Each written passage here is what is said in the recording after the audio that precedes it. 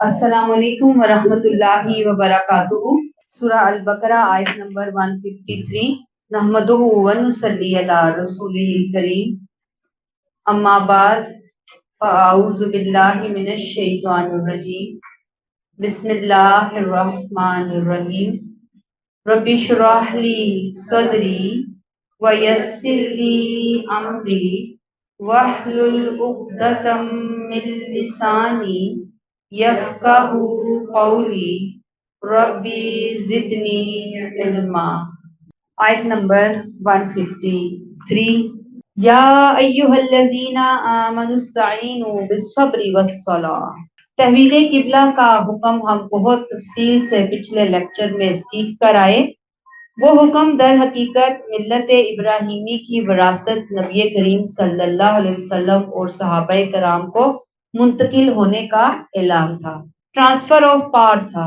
یہود و نصارہ اور مشرکین آپ صلی اللہ علیہ وسلم اور صحابہ کے خلاف ڈٹ جانے والے تھے، مقابلے میں ایک طوفان کھڑا کر دینے والے تھے۔ یہ ایک متوقع رد عمل تھا جو کہ ان کی طرف سے پیش آنا تھا۔ اللہ تعالیٰ نے اس رد عمل کی خبر بھی دے دی آپ صلی اللہ علیہ وسلم کو کہ ابھی طوفان بدتمیزی اٹھے گا، ہر طرف سے شور و غوغا ہوگا، اعتراضات ہوں گے، شوشے ہوں گے، جڑیں کاٹنے کی اور کوشش ہوگی، اور اس کا توڑ آپ نے کیا کرنا ہے، اس کا علاج کیا کرنا ہے۔ آپ کے پاس ان تمام جو مخالفتیں اور دشمنیاں اور پروپیگنڈے ہیں ان کا علاج کیا ہے۔ یا ایھا الذین آمنو، اے ایمان والو، تمہیں بہت بڑی نعمت میں نے دے دی، تمہیں دین دوسروں تک پہنچانے کی ذمہ داری میں نے تمہیں دے دی، قرآن دے دیا، رسول صلی اللہ علیہ وسلم رسول امین ختم النبیین میں نے تمہیں دے دیے۔ اب مشکلات آ رہی ہیں، تیار ہو جو اے لوگوں جو ایمان لائے ہو، مشکلات تو آ کر رہیں گی۔ تم نے دو کام کرنے ہیں۔ کون سے دو کام؟ استعینوا بالصبر، اور دوسرا کام والصلاۃ۔ صبر، صرف تکلیف پر صبر نہیں بلکہ گناہوں سے بچنا، گناہوں سے بچنا بھی صبر ہی ہے۔ عبادات کو اچھے طریقے سے کرنا، دل نہیں چاہ رہا پھر بھی اچھے طریقے سے کرنا، یہ بھی صبر ہے۔ پھر مصیبتوں میں صبر، پھر اطاعت اور فرما برداری پر جمے رہنا صبر۔ آپ صلی اللہ علیہ وآلہ وسلم کو، یہ صحابہ کو کس چیز کی ترغیب دی گئی؟ ثابت قدمی کی ترغیب دی گئی کہ جب مشکلات آئیں تو آپ نے کیا کرنا ہے؟ ان مشکلات کو ثابت قدمی کے ساتھ برداشت کرنا ہے، آپ نے ڈٹ جانا ہے ان مشکلات کے مقابلے میں۔ اور دوسرا کام کیا کرنا ہے؟ والصلاۃ، صلاۃ 5 ٹائم کی صرف فرض نمازیں مراد نہیں، وہ بھی شامل ہیں، زیادہ اس میں نفل نمازیں شامل ہیں، اور اس میں خاص طور پر تہجد کی نماز شامل ہے۔ اس میں اچھے طریقے سے پڑھی ہوئی نمازیں جو مومن کے اندر وہ روح اور زندگی پیدا کرتی ہیں، جس سے مشکلات میں ثابت قدمی آتی ہے، جس سے اللہ سے تعلق مضبوط ہوتا ہے، جس سے اللہ کا قرب نصیب ہوتا ہے۔ یہ نماز اصل میں روحانی پناہ گاہ ہے، انسان کے لیے ایک پناہ ہے۔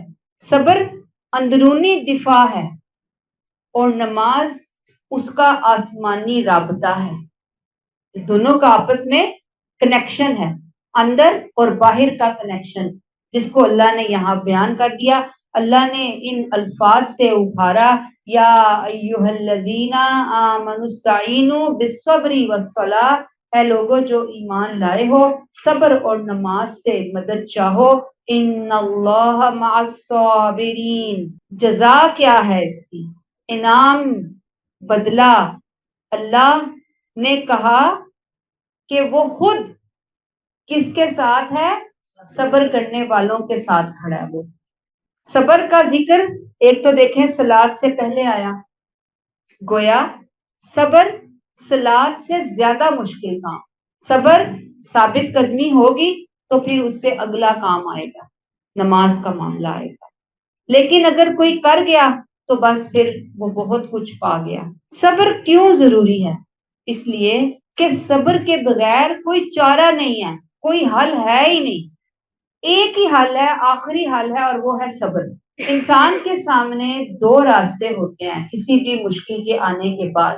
نمبر 1 صبر کر جائے، نمبر 2 بے صبری کرے، تیسرا کوئی راستہ نہیں۔ صبر کا کوئی آلٹرنیٹ نہیں ہے، کوئی اور مثال نہیں، کوئی نعم البدل نہیں ہے۔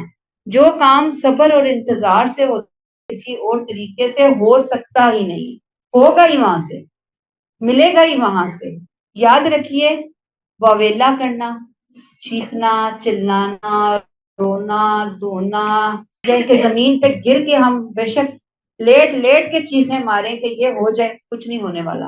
اس سے نہ مسئلے کم ہوتے ہیں نہ مسئلے حل ہوتے ہیں۔ صبر کا ان لمیٹڈ بدلہ ہے ہمارے پاس، اور وہ کیا ہے؟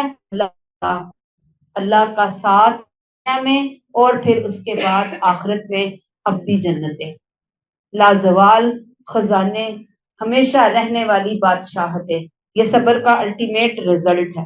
نبی کریم صلی اللہ علیہ وسلم نے صبر کے حوالے سے فرمایا کہ کسی کو بھی صبر سے زیادہ بہتر اور اس سے زیادہ بے پایا خیر نہیں ملی۔ یعنی صبر جس کو مل گیا، اللہ کی بہت بڑی نعمت اس کو مل گئی، اس کا کوئی نعم البدل ہی نہیں ہے۔ جس کو اللہ کی یہ صفت مل گئی، اللہ کی دی ہوئی یہ صفت ہے، یہ ایک نعمت ہے، یہ ایک توفیق ہے، جس کو مل گئی اس کے بارے نیارے ہو گئے۔ اس نے دنیا میں جنت کما لی، اس نے دنیا میں اللہ کی رضا حاصل کر لی، اس نے دنیا میں اللہ کا ساتھ حاصل کر لیا۔ ان اللہ مع الصابرین، اللہ نے خود کہا میں ان کے ساتھ ہوتا ہوں جو صبر کرتے ہیں۔ کتنی بڑی بات ہے ہمارے لیے، کتنا بڑا لیسن۔ تو میرے اور آپ کے لیے یہاں سے ٹیک اویز کیا ہے کہ ہمیں زندگی کے ہر معاملے میں اپنے ساتھ ان دو چیزوں کو، ان دو ہتھیاروں کو ساتھ رکھنا ہے۔ یہ ہمارے ہتھیار ہیں، یہ ہمارے لیے لازم چیزیں ہیں۔ ایک صبر زندگی کے لیے ضروری ہے، اور دوسری نماز سے اپنے رب کے ساتھ بہترین کنیکشن بہت زیادہ ضروری ہے۔ انشاءاللہ پھر خیر ہی خیر۔ کوئی مشکل آئے، کوئی پریشانی آئے، چیخنا چلانا ہے، زبان کو کنٹرول کر لینا ہے، زبان کو روک لینا ہے۔ ہاں آنکھ سے آنسو گریں گے، دل بہت ہرٹ ہوا ہوگا، بس ہو رہا ہے، کوئی بات نہیں۔ میں کبھی اس کو فون کر، کبھی اس کو جا، کبھی اس کے پاس بیٹھ کے اپنے دکھڑے سنا، ان چیزوں کا قطعاً کوئی فائدہ نہیں ہوتا سوائے اس کے کہ اللہ ناراض ہوتے ہیں اس بندے سے۔ ہر ایک کے سامنے گانے گا رہی ہے بیٹھ کے، تو آزمائش تو میری مرضی سے آئی ہے نا، میرے حکم سے آئی ہے، تو گویا اللہ کے اوپر انگلی اٹھائی جا رہی ہے کہ کس اللہ نے کتنا بڑا نعوذ باللہ اس بندی کے اوپر ظلم کر دیا اس آزمائش کو بھیج کے۔ تو ٹھیک ہے، ایک آدھ بندے کے ساتھ آپ اپنی کوئی چیز شیئر کر کے اس سے کوئی گائیڈ لائن لیں گے، لیکن ہر ایک کے سامنے نہیں رونا دھونا کرنا، زبان کو کنٹرول کرنا ہے، اللہ سے راضی رہنا ہے، اور نفل حاجت کا جو روٹین ہے اس کو اپنے زندگی کے اندر شامل کر لینا ہے۔ اور اگر یہ مل گئی دو نعمتیں، سمجھے سب کچھ، سمجھے بیڑا پار ہو گیا، سمجھے آسانیاں ہی آسانیاں آ گئی۔ کلیئر ہو گئی یہ بات؟ آگے آ جائیے، آیت نمبر 154، وَلَا تَقُولُوا لِمَن يُقْتَلُ فِي سَبِيلِ اللَّهِ أَمْوَاتٌ، جو لوگ اللہ کی راہ میں مارے جائیں انہیں مردہ نہ کہو، بل احیاء ولکن لا تشعرون، بلکہ زندہ ہیں لیکن تم اس زندگی کی حقیقت نہیں سمجھتے۔ آیت 153 صبر سے متعلق تھی۔ اب آیت 154 ان لوگوں کی تعریف جنہوں نے اللہ کے پیغام کو دنیا کے سامنے پیش کرنا اپنا مقصد زندگی بنا لیا۔ نبی کریم صلی اللہ علیہ وسلم اور ان کے ساتھی سب سے پہلے دین توحید کو دنیا تک پھیلانے کو اپنا اوڑھنا بچھونا بنا بیٹھے، خدائی پروگرام آپ اس کو کہیں گے، اس اسکیم کا حصہ بن گئے، جس کے لیے اللہ تعالیٰ نے ان کو یہ اقتدار، یہ امامت بنی اسرائیل سے لے کر دی۔ انہوں نے اپنا وہ مشن بہت اچھے طریقے سے سنبھال لیا۔ ہم دیکھتے ہیں کہ وہ اس میسج کو پھیلا رہے ہیں۔ اس میسج کو پھیلاتے ہوئے ان کی زندگی میں کتنے ہی مارکے ہوئے کہ جہاں بہت سارے صحابہ کرام کو اپنی جان اللہ کی راہ میں قربان کرنی پڑی۔ مکی زندگی میں دیکھیں مدنی زندگی میں دیکھیں، غزوہ بدر دیکھیں، غزوہ احد دیکھیں، غزوہ خندق دیکھیں، مختلف صحابہ کرام نے جانے نذرانہ کے طور پر اللہ کے حضور پیش کی، اور وہی شہداء علی الناس لوگوں کے اوپر گواہی پیش کی، انہوں نے اپنی جان قربان کر کے۔ اللہ کہتے ہیں کہ یہ وہ بندے تھے جنہوں نے استقامت سے میرے دین کو لے لیا، ڈٹ گئے، اس راہ میں کھڑے ہو گئے، اپنے مشن کو سنبھال لیا، اس راہ سے ہٹے نہیں، یہاں تک کہ اگر انہیں میری راہ میں جان بھی قربان کرنی پڑی تو انہوں نے جان بھی قربان کر دی۔ لہٰذا ایسے لوگوں کو وَلَا تَقُولُوا لِمَن يُقْتَلُ فِي سَبِيلِ اللَّهِ أَمْوَاتٌ، جو میری راہ میں مار دیے گئے تو وہ میرے نزدیک، میرے ہاں وہ مرے نہیں ہیں بلکہ وہ زندہ ہے، یعنی شہید زندہ ہے، ان کا انعام تو موت کے فوراً بعد انہیں وہاں ملنا شروع ہو جاتا ہے۔ کہتے پہلا قطرہ اس کا گرتا ہے، انعام ملنا شروع ہو جاتا ہے۔ ان کا معاملہ قیامت تک کے لیے مؤخر نہیں رکھا جاتا، اللہ کے انعامات مرنے کے فوراً بعد ملنا شروع ہو جاتے ہیں۔ اللہ کہتے ہیں بل احیاء، بلکہ وہ زندہ ہیں، ولکن لا تشعرون، تمہیں اس حقیقت کا نہیں پتا کہ وہ کس طرح کی زندگی ہے جو ہم نے ان کو وہاں پر عطا کی ہے۔ یہاں پہ جو لفظ آیا فی سبیل اللہ، یہ بہت امپورٹنٹ لفظ ہے جو ہمیں جاننا اور سیکھنا ہے۔ اللہ کے دین، دعوت جہاد کے موقع پر، یعنی دعوت ایک ہوتی ہے تبلیغ کر رہے ہیں، ہم اللہ کا پیغام لوگوں تک پہنچا رہے ہیں، جیسے ہمارے اسکالرز وغیرہ پہنچا رہے ہوتے ہیں، پھر ان کو شہید کر دیا جاتا ہے۔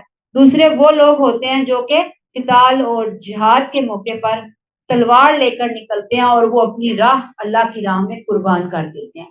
یعنی دو کیٹیگریز آ گئی، دونوں ہی کون ہے؟ گواہ ہیں، اللہ کے دین کو پھیلانے کے گواہ بنے ہوئے ہیں، دونوں ہی اپنی جانیں نذرانے کے طور پر اپنے رب کے لیے لے کر نکلے ہوئے ہیں۔ اللہ کہتے ہیں یہ مردہ نہیں ہے، مردہ نہیں، بلکہ انہیں ایک خاص قسم کی روحانی اور برزخی زندگی میں نے دے دی، یہ اللہ کا انعام ہے۔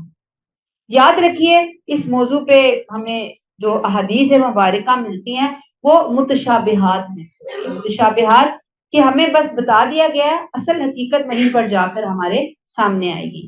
صحیح حدیث ہے مسلم کی کہ شہداء کی روحیں سبز پرندوں کی شکل میں جنت میں سیر کرتی ہیں اور ان کی قندیلیں عرش کے ساتھ لٹکی ہوتی ہیں، یعنی انہیں جو مقام ملا وہ ہماری دنیاوی سمجھ سے بالاتر ہے، یعنی ہم اس پہ کوئی ڈیبیٹ نہیں کر سکتے۔ ہاں ہم اس بات کا یقین رکھتے ہیں کہ انہیں موت کے ساتھ ہی اعلیٰ ترین مقام، روحانی زندگی اور اللہ کا قرب مل جاتا ہے، ان کے لیے ایک نئی زندگی کا دروازہ کھل جاتا ہے۔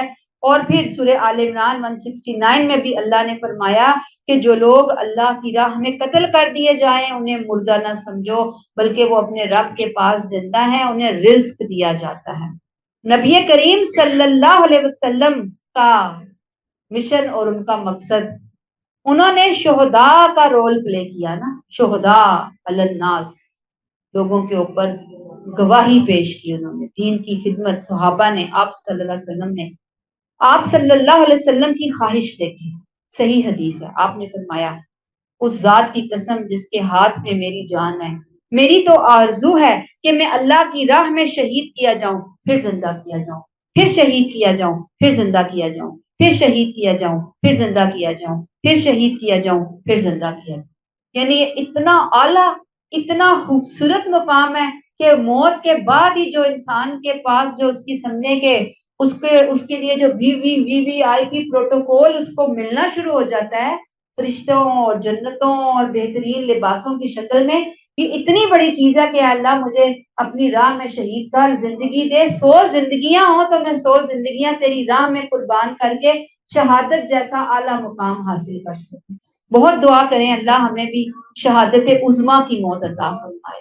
موت تو آنی ہی ہے، تو اللہ سے دعا کی جا سکتی ہے کہ اللہ تیرے راستے میں تیرے راستے میں موت آ جائے، تیرے راستے میں تیرے دین کی خدمت کرتے ہوئے۔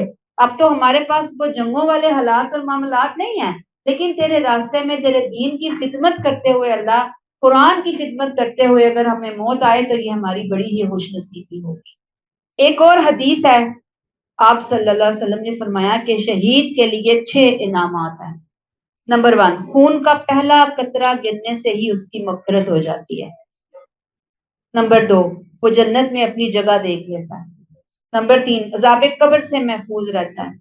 نمبر 4، عظیم گھبراہٹ والے دن سے معمون رہے گا۔ نمبر 5، اس کے سر پر عزت کا تاج رکھا جائے گا جس کا ایک یاقوت دنیا اور اس کی ساری چیزوں سے بہتر ہے۔ اور پھر جنتی حوروں سے اس کی شادی۔ اور پھر ایک اور حدیث ہے کہ جس میں 70 رشتہ داروں کے سلسلے میں اس کی شفاعت قبول کی جائے۔ بات یہ ہے کہ کون شہید؟ اصل شہید، جس کی نیت اپنے رب کو راضی کرنے کی تھی۔ یہ بات بہت ضروری ہے جاننا کہ نیت کیا تھی؟ میرا رب مجھ سے راضی ہو۔ دنیا میں شہید کہلوایا جانا، شہید والدین کہتے ہیں نا کہ مجھے بڑا شوق ہے کہ جی میرا بیٹا جو ہے نا وہ شہید ہوا اور میرا نام آیا کہ میں شہید کا باپ ہوں۔ ٹھیک ہے، بہت بڑی بات ہے، لیکن اصل میں دنیا کے اندر کوئی انعام، کوئی ٹائٹل، کوئی ایوارڈ، کوئی چیز نہیں لینی کہ یہ شہید ہے اور فلاں کا بیٹا شہید ہے، فلاں کا باپ شہید ہے، فلاں کا شوہر شہید ہے، فلاں کا بھائی شہید ہے۔ دنیا میں ہم نے صرف فخر کا ذریعہ بنایا۔ اصل چیز کیا ہے؟ اللہ راضی ہو، اللہ کے لیے جان قربان کرنا۔ اللہ کو پتا اور ہمیں پتا، بس اسی کا ہی انعام ہے، اسی کا ہی ایوارڈ ہے۔ اللہ ہمیں اس طرح کے شہیدوں کے اندر شامل فرماتے ہیں، آمین۔ چلیں آگے آ جاتے ہیں، آیت نمبر 155۔ اللہ فرماتے ہیں وَلَنَبْلُوَنَّكُمْ بِشَيْءٍ مِّنَ الْخَوْفِ وَالْجُوعِ وَنَقْصٍ مِّنَ الْأَمْوَالِ وَالْأَنفُسِ وَالثَّمَرَاتِ۔ ہم اس راہ میں یقیناً تمہیں کچھ خوف، کچھ بھوک، کچھ جان و مال اور کچھ پھلوں کے نقصانات سے آزمائیں گے۔ وَبَشِّرِ الصَّابِرِينَ، اور جو لوگ ثابت قدم ہوں گے اے پیغمبر انہیں کامیابی کی خوشخبری دے دو۔ اللہ نے ایک اعلان کر دیا، کیا؟ ہم ضرور تمہیں آزمائیں گے، ہم تمہارا امتحان لیں گے۔ اے بندہ مومن، اے ایمان والو، تمہارا ٹیسٹ ہوگا، تم پر آزمائشیں آئیں گی، تم پر مشکلیں آئیں گی۔ اللہ کہتے ہیں ہاں ہم لیں گے، تمہارے ساتھ ایسا ہوگا۔ جان لیں، سمجھ لیں کہ یہ میرے رب کا اعلان ہے۔ قرآن دیا گیا، ساتھ ہی اعلان کر دیا گیا۔ اور پھر آپ دیکھیں کہ نبی کریم صلی اللہ علیہ وسلم اور ان سے پہلے جو رسول تشریف لائے، سب کی زندگی میں آزمائشیں آئیں، ان کے ساتھیوں کی زندگی میں آئیں، بڑی بڑی آزمائشیں آئیں۔ ہر دور کے مومنین پر آزمائشیں آتی رہیں گی، قیامت تک بندوں پر آزمائشیں آتی رہیں گی۔ یہ بات بھول جائیں کہ آزمائشیں ہی نہ آئیں۔ بعض لوگ دعا کرتے ہیں آزمائش ہی نہ، ٹھیک ہے وہ دعا کرنی چاہیے کہ اللہ ہمیں آزمائشوں سے بچا، لیکن وہ سینس نہیں کہ آزمائش آئے ہی نہ ہماری زندگی میں۔ ہم دعا کر رہے ہیں، خیر کی دعا مانگ رہے ہیں، عافیت کی دعا مانگ رہے ہیں، لیکن آزمائشوں کا آنا اللہ کا قانون ہے، وہ آتی ہی ہے، تھوڑی آئیں زیادہ آئیں، ان سے ہم بھاگ نہیں سکتے، اس سے ہم آنکھیں نہیں بند کر سکتے۔ یہ آزمائشیں کیوں آتی ہیں جان لیجیے، ہم بندوں کی صلاحیتوں کو نکھارنے کے لیے، پالش کرنے کے لیے اللہ آزمائشیں بھیجتا ہے، ہماری ٹریننگ کے لیے، سزا دینے کے لیے نہیں۔ اللہ آزمائشیں بھیجتا ہے سچے اور جھوٹے کو سامنے لانے کے لیے، وفادار اور بے وفا کا امتحان لینے کے لیے، اور امتحان سے گزرے بغیر کوئی اللہ کی مستقل نعمتوں کا حقدار قرار دیا ہی نہیں جا سکتا۔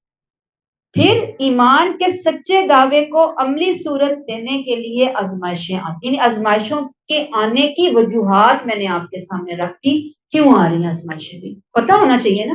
جب ہمیں پتا ہوگا پھر جب آزمائش آئے گی تو ہم ڈپریشن میں نہیں جائیں گے، پھر ہم رونے دھونے نہیں جائیں گے، پھر ہم اپنے رب کو ناراض نہیں کریں گے۔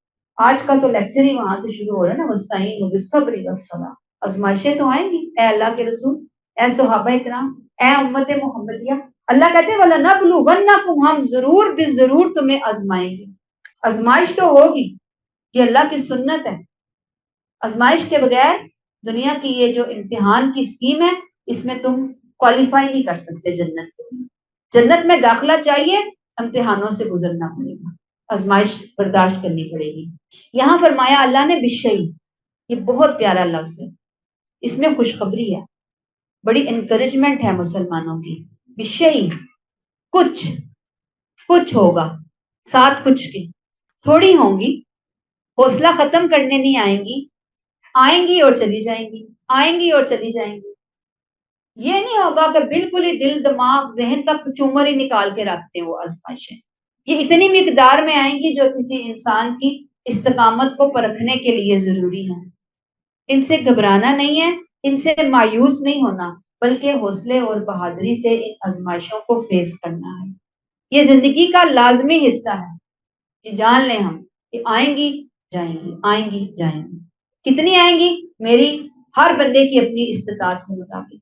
اگر آپ دیکھتے ہیں کسی کی زندگی میں بہت بہت بہت سخت آزمائشیں، اس کا مطلب ہے اللہ نے اس کو استطاعت دی ہوئی ہے، اللہ نے اس کے اندر وہ اسٹیمنا رکھا ہے، تبھی اتنی بڑی آزمائش میں اس کو ڈالا۔ مومن کا مقام آزمائشوں سے بہت بلند ہوتا ہے۔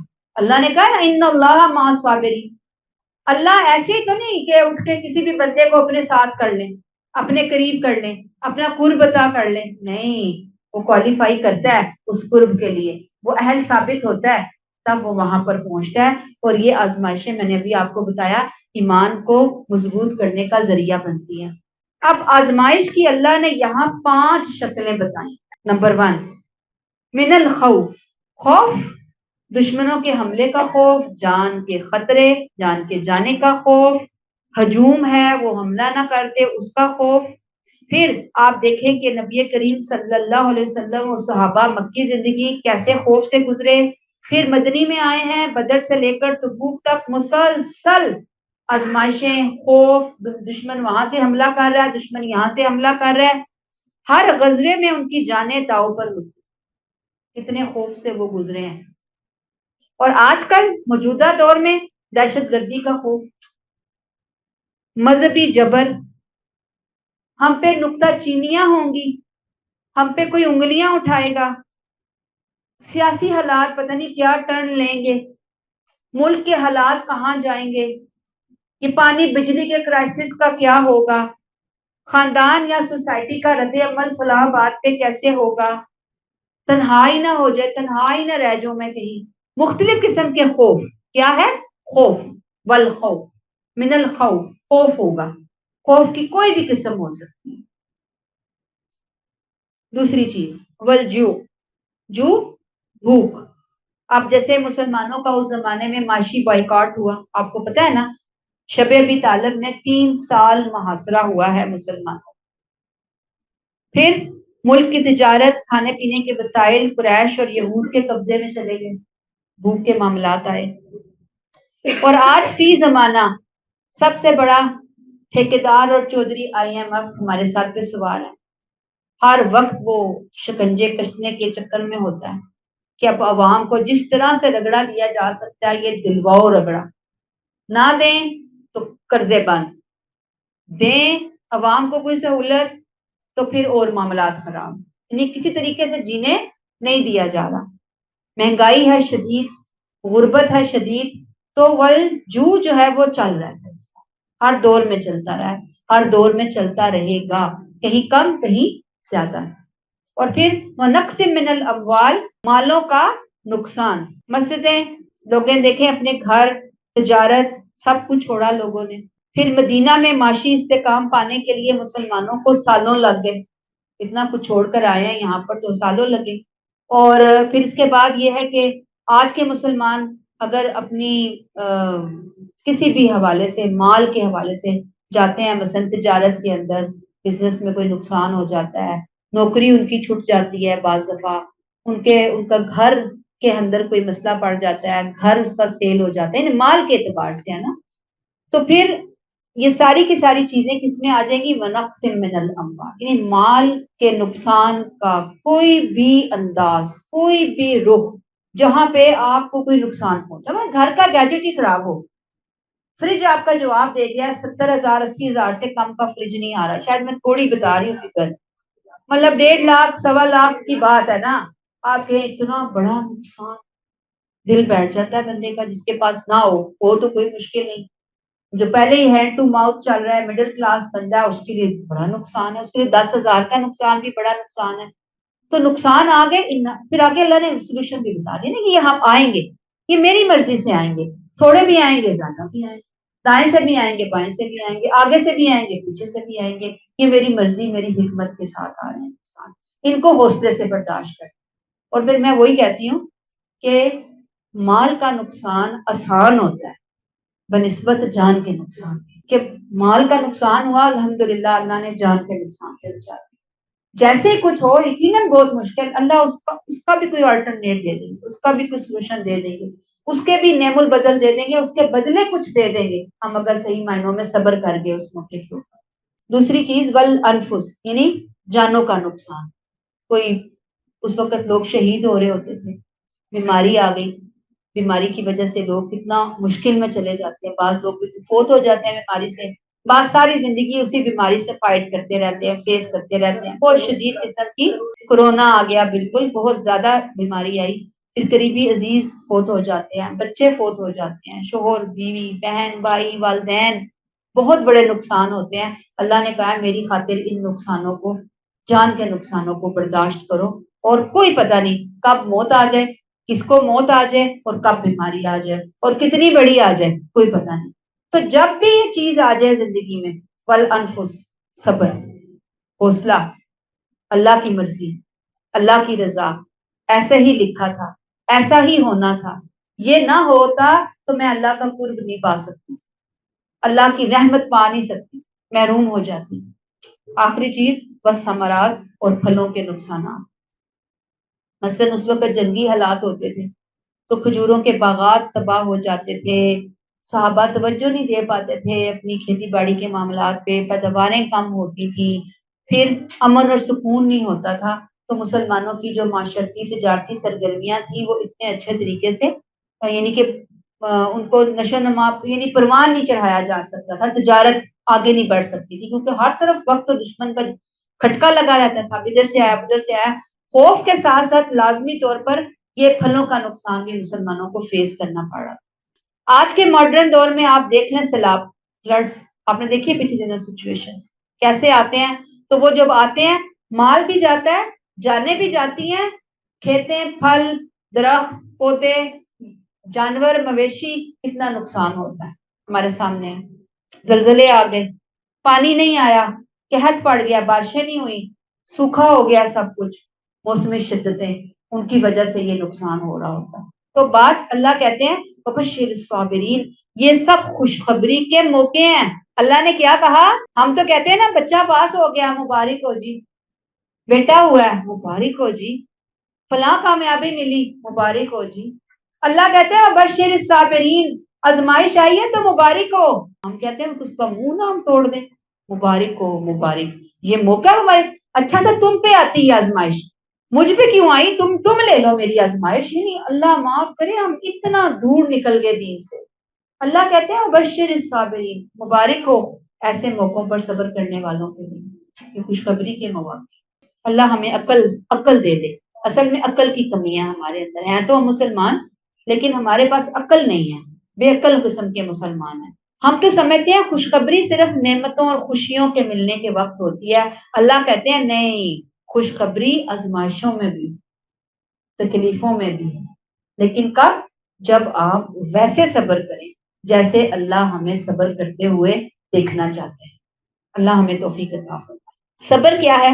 صبر کو اب ہم کھولتے ہیں کہ صبر صرف برداشت کا نام نہیں ہے، میں برداشت کروں نہیں، زبان کو شکوے سے روکنا، نیگیٹو باتوں سے روکنا، پھر حرام طریقے سے مسائل کا حل نہیں تلاش کرنی، یعنی مسئلہ حل نہیں ہو رہا تو ہم کہیں اب ہم حلال کو چھوڑ کر حرام کی طرف بھی جانا پڑا، ہم نے مسئلہ حل کرنا ہے۔ بچہ نہیں ہو رہا، عام طریقے سے فلاں ڈاکٹر کے پاس گئے، اب مجھے پتا چل گیا فلاں پیر جو ہے نا وہ بچہ دیتا ہے، اب تو میں نے چلنا ہی چلنا ہے اس کے پاس، مجھے بچہ چاہیے، چاہے جو مرضی مجھے دے، اللہ کے علاوہ کوئی مجھے دے دے میں لے لوں گی۔ حرام ہے نا یہ طریقہ، ہمیں نہیں بتایا۔ حالات کے بدلنے کا پر امید انتظار کرنا، یہ صبر ہے۔ ایک حدیث ہے، ایک صحابی نے اللہ کے رسول سے پوچھا کہ سب سے زیادہ مصیبت کس پہ آتی ہے؟ آپ نے فرمایا انبیاء اور رسول پر، پھر جو ان کے بعد مرتبے میں ہے، پھر جو ان کے بعد، یعنی جس کا مرتبہ زیادہ ہوتا ہے اس کی آزمائش دوسروں سے زیادہ ہوتی ہے۔ ہم کہتے ہیں وہ تو پکڑ میں آئی ہوئی ہے جی، پتہ نہیں کیا گناہ کیا، پکڑ ہے اس کی، تو ایسی زبانیں چلتی ہیں الچی کی طرح ہماری، اللہ معاف کرے۔ فرمایا آپ صلی اللہ علیہ وسلم نے کہ اگر بندہ اپنے دین میں سخت ہے تو اس کی مصیبت بھی سخت ہوگی. جتنا اہم ہے نا دین میں گڑا ہوا ہے اتنی آزمائش بھی اس کی سخت ہے. اگر وہ اپنے دین میں نرم ہوتا ہے تو آزمائش بھی ویسی ہوتی ہے. پھر مصیبت بندے کے ساتھ ہمیشہ رہتی ہے یہاں تک کہ بندہ روئے زمین پر اس حال میں چلتا ہے کہ اس پر کوئی گناہ نہیں ہے. گناہوں کو وہ آزمائش دھو کے جاتی ہے, صاف ستھرا کر کے لے کے جاتی ہے. تو پھر آپ بتائیں کہ آزمائش آ گئی تو ٹھیک ہے بندے کو صدمہ بھی ہوتا ہے, پریشانی بھی ہو رہی ہوتی ہے, آنکھوں سے آنسو بھی جا رہے ہوتے ہیں, بے چینی بھی ہوتی ہے, لیکن الٹیمیٹ دل کے اندر ایک بندہ مومن ہونے کی حیثیت سے اطمینان بھی تو ہونا چاہیے نا کہ یہ آزمائش تو مجھے کچھ دینے آئی ہے, کچھ سمجھانے آئی ہے, کچھ دلوانے آئی ہے, میرا کچھ چھیننے نہیں آئی, مجھے محروم نہیں کرنے آئی, مجھے دینے کے لیے آئی ہے. ٹھیک ہے مجھے اللہ تھام لے. ایسے موقع پہ کوئی بے صبری کا لفظ نہ نکلے, کوئی بے صبری کی بات نہ نکلے, کوئی عمل میرا ایسا نہ ہو جائے. اللہ مجھے صبر جمیل عطا فرمائے. نبی کریم صلی اللہ علیہ وسلم نے فرمایا زیادہ ثواب بڑی آزمائش کا ہوتا ہے. آپ دیکھیں زیادہ ثواب کس کا ہے؟ بڑی آزمائش کا. تو ہم تو کہتے ہیں میرے پہ کیوں آئی, میری بہن پہ کیوں نہیں آئی. وہ ہمیشہ آرام سے رہتی ہے, بھائی بہن بھائی میرے سب آرام سے بیٹھے ہوتے ہیں, ساری آزمائشیں میرے پہ آ رہی ہوتی ہیں. کبھی ایک آزمائش آتی ہے, کبھی دوسری آتی ہے, کبھی تیسری آتی ہے, کبھی چوتھی آتی ہے, ایک جاتی نہیں ہے کوئی اور آ جاتی ہے. بھئی اللہ نے آپ کو چنا ہے ان کو نہیں چنا, تو آپ اس بات پہ بھی اللہ سے جھگڑنا شروع ہو جائیں کیوں میرے پہ آئی, کیوں میرے پہ آئی. جتنی بڑی آزمائش اتنا بڑا انعام. مراد اس کی یہ ہے پھر اللہ تعالیٰ جب کسی قوم سے محبت کرتا ہے تو ان پر آزمائش ڈالتا ہے. جو راضی رہے اس سے رضا ملے گی اور جو ناراض ہو اس سے ناراضگی حاصل ہو. خوشخبری ہے صابرین کے لیے. سبحان اللہ.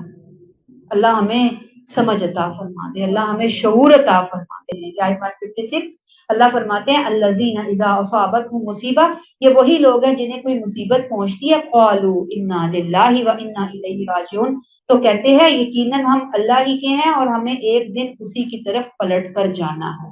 صابرین کی بہت بڑی صفت, کوالٹی, خصوصیت, آزمائشوں کا مقابلہ بڑی آن بان شان حوصلے ہمت استقامت سے کرتے ہیں.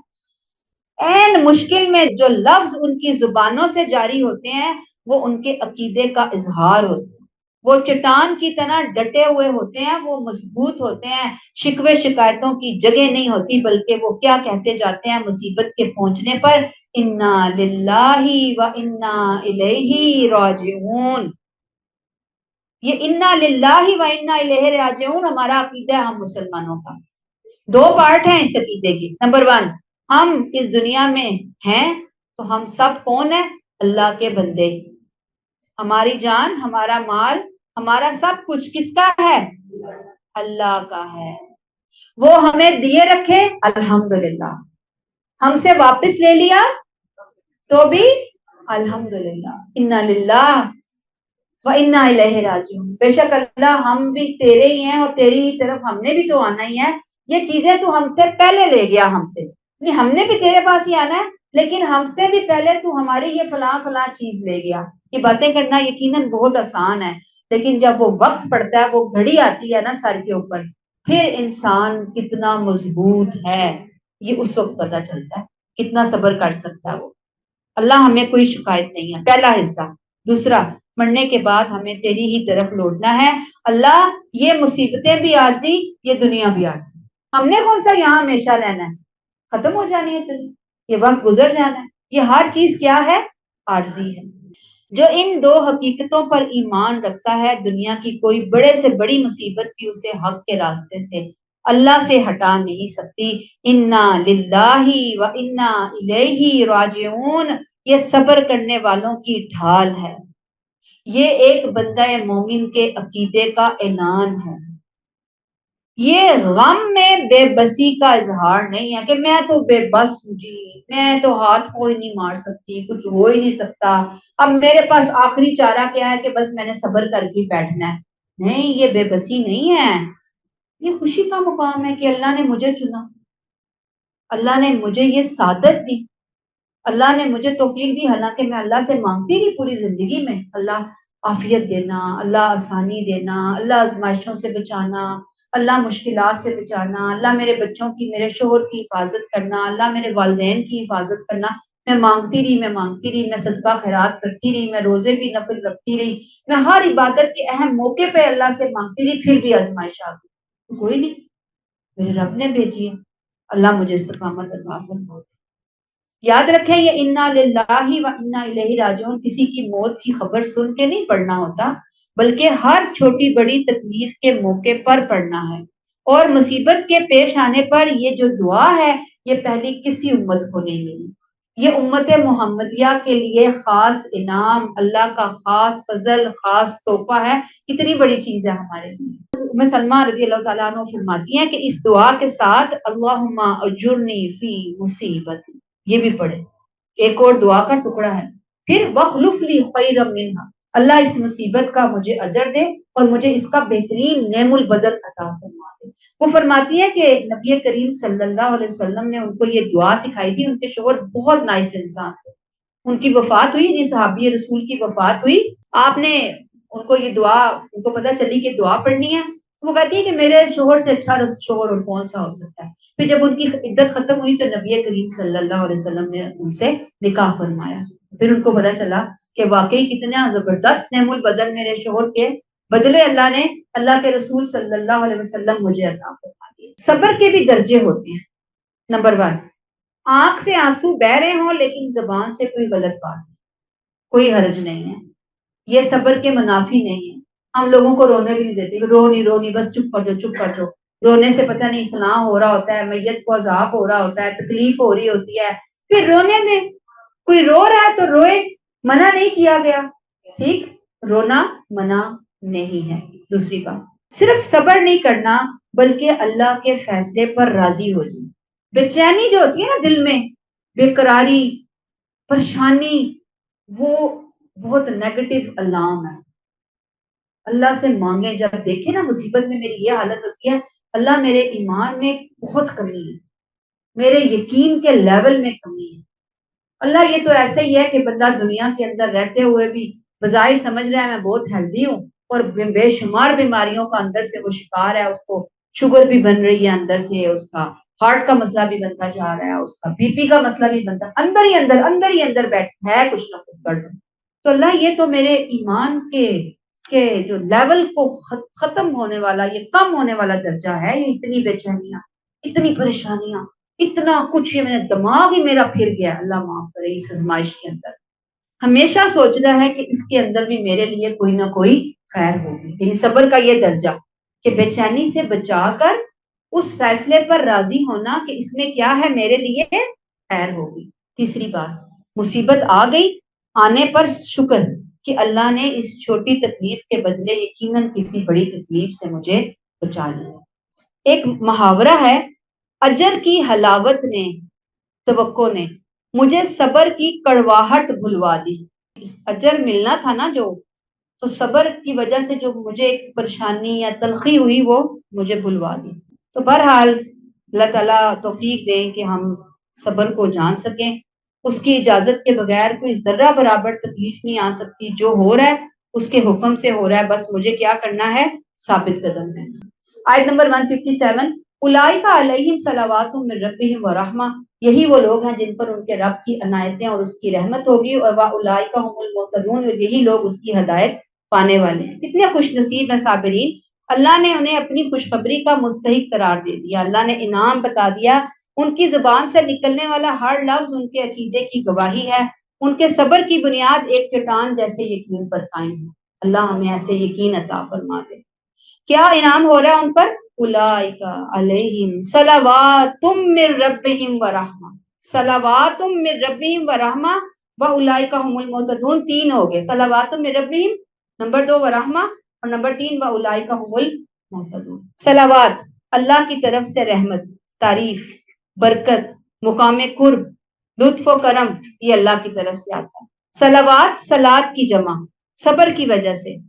صلوات، کسی کی طرف جھکنا، متوجہ ہونا، عنایت فرمانا، یعنی جب ہم نماز پڑھتے ہیں تو اللہ کی طرف متوجہ ہوتے ہیں تو وہ صلات ہے نا۔ اور اللہ بندے کی طرف متوجہ ہو تو یہ صلوات من ربی، بندے کی طرف متوجہ ہو، یہ اس کی رحمت ہے، اس کی ہماری دعاؤں کی قبولیت ہے، اس کی ہماری تعریف کی نشانی ہے۔ رحمہ عمومی مہربانی کے ساتھ ساتھ خاص مہربانی، خاص فضل، جس میں دنیا اور آخرت کی آسانیاں بھی شامل ہیں۔ تیسری، وَأُولَئِکَ هُمُ الْمُهْتَدُونَ، ہدایت یافتہ، یہ وہ ہدایت جو انسان کو نہ صرف آخرت کی راہ پر چلاتی ہے بلکہ دنیا میں بھی انسان اللہ کے فیصلوں پر دل سے مطمئن ہو جاتا۔ سبحان اللہ، اس ہدایت سے انسان کو یقین ہو جاتا ہے کہ جو اللہ کر رہا ہے وہ بہتر ہے، وہ زبردست ہے، اس میں خیر ہی خیر، اس میں میرے لیے سراسر بھلائی ہی بھلائی ہے، اللہ کا ہر فیصلہ علم اور حکمت پر مبنی۔ صلوات، رحمت، ہدایت، یہ سب چیزیں بتاتی ہیں کہ صبر ایک عظیم ترین درجہ ہے، بلند مقام حاصل کرنے کا ذریعہ ہے۔ جو اللہ کے فیصلوں پر راضی، وہ اللہ کی خصوصی رحمت پائے گا، شفقت پائے گا۔ نہیں کہ صلوات والی، پیچھے کہا بشر الصابرین، پھر کیا کہا صلوات من ربہم ورحمہ اولئک هم المہتدون۔ تو سوچیں، تو جتنی بڑی آزمائش میں ہے اس کے اوپر اتنی ہی اللہ کی خصوصی رحمت ہے، اللہ کی شفقت ہے، اللہ کی مہربانی ہے، اللہ کی وہ ہدایت کا مرکز بن رہا ہے۔ اس میں سبق یہی ہے کہ اللہ کے جو بھی منصوبے ہیں میری زندگی کے لیے وہ بہترین ہی ہیں، میں اس کو سمجھ لوں تو بہت اچھی بات ہے، نہ سمجھوں میرا اپنا نقصان۔ اب اللہ کے ہر فیصلے پہ راضی ہونا یہی ہدایت کی طرف پہلا قدم۔ اللہ ہمیں توفیق عطا فرما دے، صبر کرنے والوں کے ساتھ اللہ ہے، اس کا یقین ہمیں آ جائے گا۔ آمین ثم۔ اب ہم جلدی سے آیت نمبر 158 پڑھ لیتے ہیں۔ ان الصفا والمروہ من شعائر اللہ، صفا اور مروہ یقیناً اللہ کے شعائر میں سے ہیں۔ پچھلی آیات سورہ بقرہ میں دوسرا پارہ جب شروع ہوتا ہے، بیت اللہ کی عظمت، توحید کا مرکز، ہم بہت سی چیزیں جان کر آ رہے ہیں۔ اب اسی ریفرنس سے صفا اور مروہ کا ذکر آ گیا تاکہ پتہ چلے کہ یہ پہاڑیاں اسی توحید کا اور شاعر اللہ کا تسلسل ہے۔ یہ ذکر کیوں لایا اللہ نے؟ یہود جو تھے انہوں نے اپنی جو کتابوں میں تحریف کی، مکہ اور شاعر حج سے لا تعلقی پیدا کرنے کی کوشش کی تاکہ لوگ پہچان ہی نہ سکیں کہ یہ اللہ کے گھر ہے، اس کا اللہ سے کوئی تعلق، حضرت اسماعیل کا اس سے کوئی تعلق ہے، حضرت ابراہیم کا اس سے کوئی تعلق ہے۔ یعنی انہوں نے جان بوجھ کے ایسے کیا، جب انہوں نے یہ حرکت کی تو انہوں نے خود کو خود اللہ کی نظر میں گرا دیا۔ قرآن نے اس تاریخی اور ایمانی تعلق کو پھر سے جوڑا۔ دوسری طرف بعض صحابہ صحیح کرنے میں ہچکچاہٹ محسوس کرتے کیونکہ جاہلیت کے زمانے میں مشرکین ان پہاڑوں پر بت رکھ کر عبادت کرتے تھے۔ یعنی کہ دو تین ریزنز آ گئی ہمارے سامنے۔ اللہ نے کہا صفا اور مروہ کی صحیح کوئی شرک نہیں بلکہ یہ شاعر اللہ ہے، اس کا اللہ نے خود حکم دیا۔ صفا اور مروہ بیت اللہ کے قریب دو چھوٹی چھوٹی پہاڑیاں ہیں، حج اور عمرے میں ان کے درمیان دوڑا جاتا ہے، چلا جاتا ہے، اس کو سعی کہتے ہیں، ایک مخصوص عبادت کا نام ہے۔ مروہ حضرت اسماعیل کو قربانی کے لیے لٹایا اور قربانی آپ نے حضرت ابراہیم نے اپنی طرف سے قربانی پیش کر دی۔ شعائر اللہ، شعیرہ کی جمع شعائر ہے، مراد سمبل ہے، علامت، نشان۔ شعار وہ عمل جو اللہ نے اپنی یاد اور بندگی کے اظہار کے لیے مقرر کیے ہوں، جنہیں دیکھ کر ایمان تازہ ہو جائے، جیسے اذان اللہ کی بندگی کا اعلان ہے، حجر اسود کو بوسہ دینا اللہ سے وفاداری کا عہد باندھنا ہے، قربانی کرنا اللہ کی اطاعت کا اعلان کرنا ہے۔ صفا اور مروہ کی صحیح، یہ تو ہے ہی شعار میں سے۔ حضرت ہاجرہ کی توکل بھری کوشش کی یادگار، اس سرگرمی کی علامت جو ابراہیم علیہ السلام نے اس وقت دکھائی جب وہ حضرت اسماعیل علیہ السلام کو صفا سے مروہ کی طرف لائے اور انہیں قربانی کے لیے لٹا دیا، یہ سب شعائر اللہ۔ شعائر اللہ کیا ہے؟ میں نے ابھی آپ کو بتایا، وہ عمل جنہیں دیکھ کر ایمان، وہ نشانیاں، وہ چیزیں جس سے اللہ کی یاد آ جائے، ایمان تازہ ہو جائے۔ اللہ نے وہ علامتیں مقرر کی اپنی بندگی کے اظہار کے لیے، وہ نشان، سمبل، علامتیں۔ اللہ فرماتے ہیں فمن حج البیت او اعتمر فلا جناح علیہ ان یطوف بہما، چنانچہ جو لوگ بیت اللہ کا حج یا عمرہ کرنے کے لیے آئیں ان پر کوئی حرج نہیں کہ وہ ان دونوں کا بھی طواف کر لیں۔ یہود نے ان پہاڑوں کی سعی جو ہوتی ہے، دوڑنا چلنا، یہ عبادت، اسے ختم کرنے کی کوشش کی۔ قرآن نے تردید کی، کہا کہ ان کا طواف کرنے میں کوئی حرج نہیں بلکہ یہ ایک نیکی ہے، ایک خوبصورت عبادت ہے۔ اللہ نے کیا کہا؟ یطوف بہما، سعی کو طواف کہا جا رہا ہے کیونکہ اگر اس کی صورت اور تعداد پہ غور کیا جائے تو اس کی شکل طواف سے ملتی ہے، جو پہاڑیوں کے درمیان ایسے کیا جاتا ہے، وہ گول گول ہے، یہ دوسری طرح۔ جی، ومن تطوع خیرا، اور جس نے اپنے شوق سے نیکی کا کوئی کام کیا، فإن اللہ شاکر علیم، اللہ اسے قبول کرنے والا اور پوری طرح باخبر ہے، نیکی کا کام ہے۔ تطوع، آدمی کسی فرض کو ادا کرنے کے بعد اللہ کی خوشنودی اور اس کا تقرب حاصل کرنے کے لیے مزید اس کام کو سر انجام دے تو تب یہ سعی جو ہے یہ عبادت بن جاتی ہے۔ اسی لیے کہتے ہیں کہ حضور صلی اللہ علیہ وسلم نے عمرے میں سعی کی تھی، لیکن حج میں آپ صلی اللہ علیہ وسلم نے سعی نہیں فرمائی، لیکن منع بھی نہیں کیا۔ ہم جاتے ہیں، ہم عمرے میں بھی سعی کرتے ہیں اور ہم حج میں بھی سعی کرتے ہیں۔